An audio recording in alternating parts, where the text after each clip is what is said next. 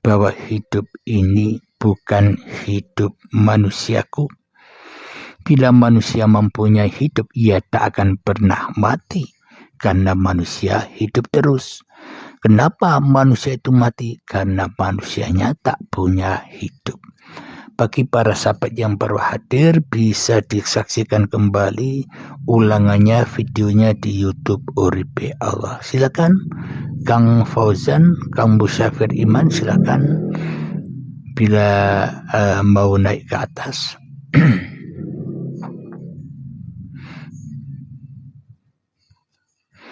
Atau sahabat-sahabat yang mau bertanya-tanya lewat kolom komentar, silakan.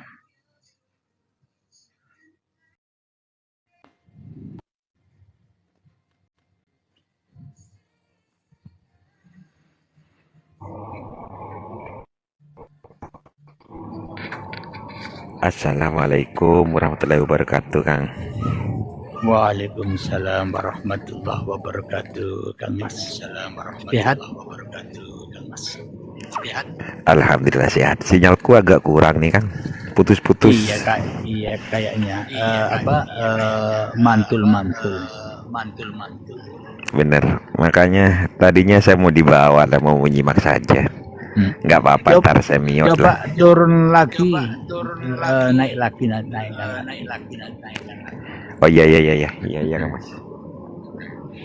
Alhamdulillah, ini ada pertanyaan dari Kang Mas Musafir Iman. Bagaimana keadaan kolbu Nabi Muhammad? Keadaan kolbu Nabi Muhammad adalah, Muhammad, bukan kamu yang melempar, tapi aku yang melempar, kata Allah. Inilah keadaan kolbu Nabi Muhammad dan keadaan kolbu para nabi dan para rasul, yang mana selalu memegang teguh dengan la ilaha illallah.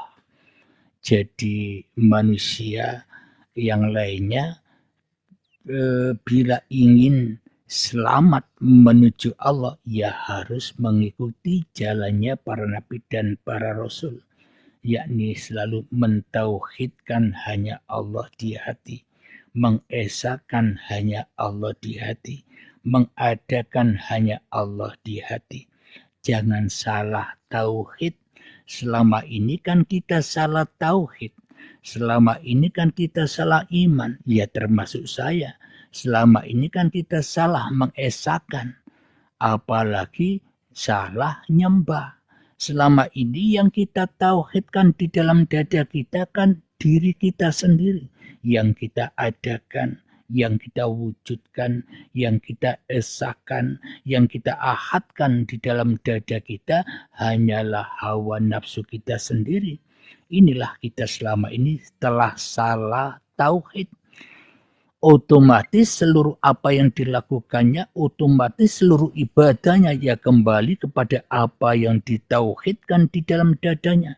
Bila yang ditauhidkan masih manusia dan hawa nafsunya, pasti seluruh ibadahnya demi hawa nafsunya, demi pahala, demi surga, demi keinginannya, demi cita-citanya, demi apa yang diharap-harapkannya. Karena yang ditauhidkan, yang diesahkan di dalam dadanya masih manusianya, pasti semua apa yang dikerjakan tersesat kembali rojiun kepada manusianya yang berasa menciptakan itu semua. Dan bagaimana mungkin kita bisa menyerahkan semuanya kepada Allah? Karena yang kita tauhidkan bukan Allah di dalam dada kita.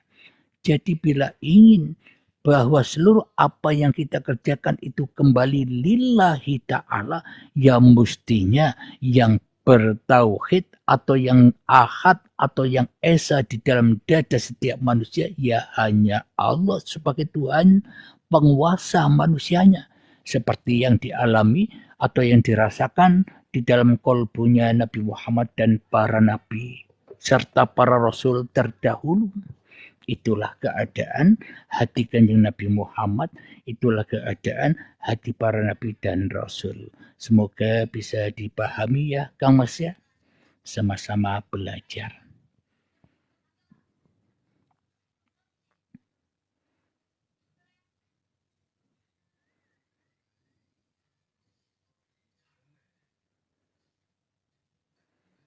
Silakan. Adakah pertanyaan lagi para sahabat?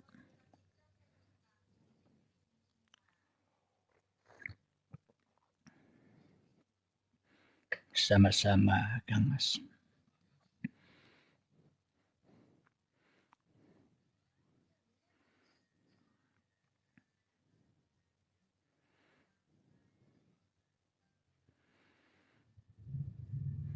Jadi imannya manusia, keyakinan manusia hanyalah beriman dan berkeyakinan hanya kepada hawa nafsunya sendiri ketika manusianya masih wujud, masih ada, masih nyata, sedangkan Allahnya gaib.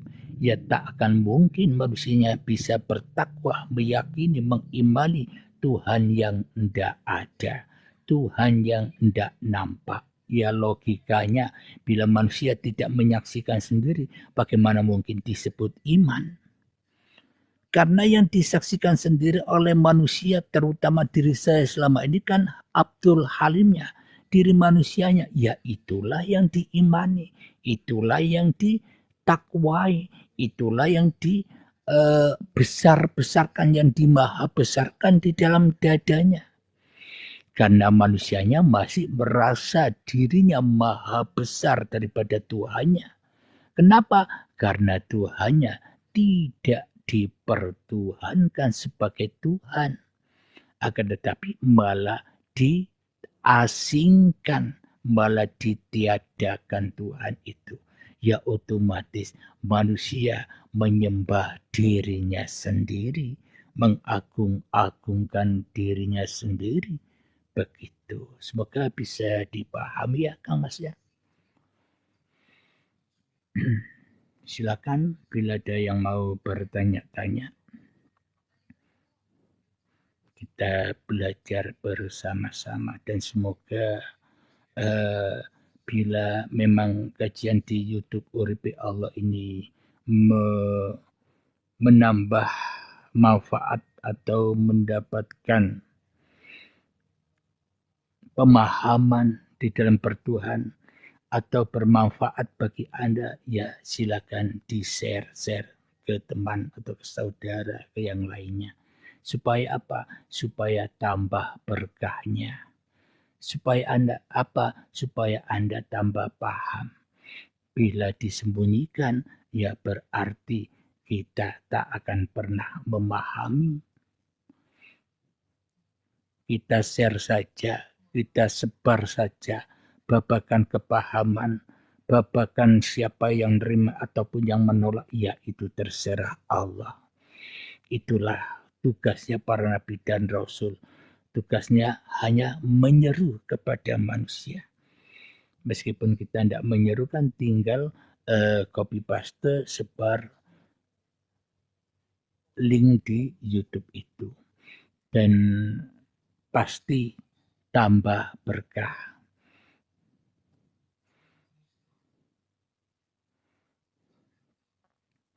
Jadi kepahaman tentang ketuhanan ini jangan pelit-pelit, jangan dirahasiakan lagi. Kalau kita merahasiakan, kalau kita pelit dengan ilmu ketuhanan, berarti kita sebenarnya tidak memahaminya.